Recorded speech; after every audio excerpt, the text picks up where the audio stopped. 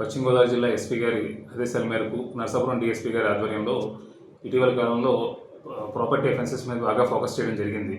ఆ క్రమంలో ఈ నెల 13వ తేదీ కోడూరు పోలీస్ స్టేషన్ పరిధిలోని కొమ్ముచిక్కల గ్రామంలో ఒక నేరం జరిగింది.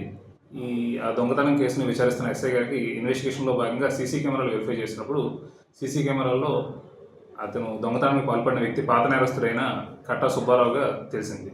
అతని గురించి ఎఫర్ట్ చేసి నిన్న అనగా 19వ తేదీన ఎస్ఐ గారు అతన్ని పట్టుకోవడం జరిగింది. అతన్ని పట్టుకొని విచారించగా అతను మొత్తం ఆ కొమ్ముచిక్కల్లో జరిగిన నేరమే కాకుండా కోడూరు పోలీస్ స్టేషన్ పరిధిలోని జగన్నాథపురం గ్రామంలో అతను చేసిన నేరం, మళ్ళీ పాలకొల్లు రూరల్ పోలీస్ స్టేషన్ పరిధిలో కూడా నేరం కన్ఫెస్ చేయడం జరిగింది.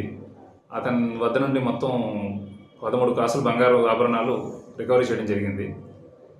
ఈ కట్టా సుబ్బారావు అన్న వ్యక్తి పాలకొల్లు మండలం పులపల్లి గ్రామంలో నివాసం ఉంటాడు.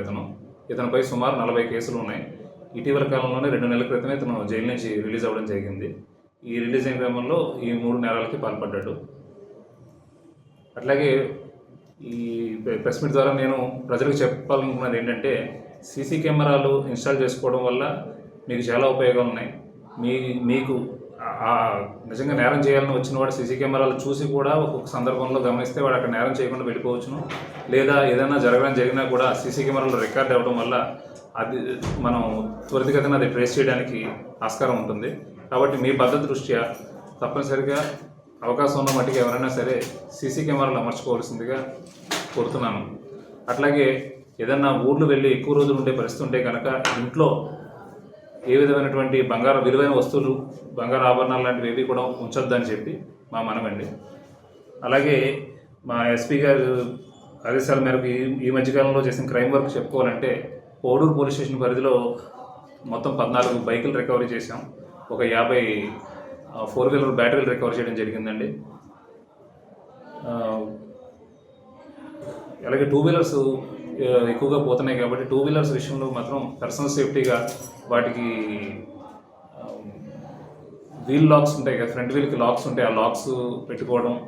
ఇంకా కుదిరితే చాలా లో కాస్ట్లో ఒక 1500 to 2000లోనే జీపీఎస్ డివైస్లు వస్తున్నాయండి.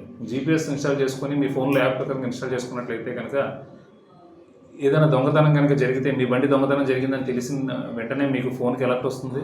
ఫోన్లోంచే మీరు దాని ఇంజిన్ ఆఫ్ చేయొచ్చు. జీపీఎస్లో ట్రాక్ చేసుకుంటే మీ వెహికల్ ఎక్కడ ఉందో అక్కడికి వెళ్ళిపోవచ్చు. మీ వెహికల్ భద్రత మీరే కాపాడుకోవచ్చు.